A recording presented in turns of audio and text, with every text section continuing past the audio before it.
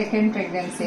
First బేబీకి 5 years. First pregnancy పెళ్ళైన వెంటనే వచ్చింది.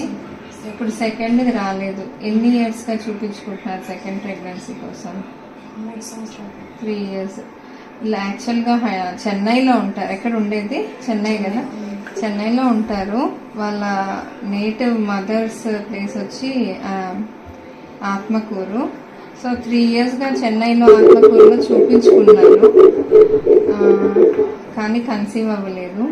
యాక్చువల్గా తను ఇక్కడికి ట్రీట్మెంట్ కోసం సాయిరామ్ హాస్పిటల్కి వచ్చినప్పుడు చెన్నై నుంచి స్కాన్స్కి వస్తానంటే నేను వద్దని కూడా చెప్పాను. ఎందుకంటే స్కాన్ కోసం అక్కడి నుంచి ఇక్కడ తిరిగితే స్ట్రెయిన్ అవుతారు.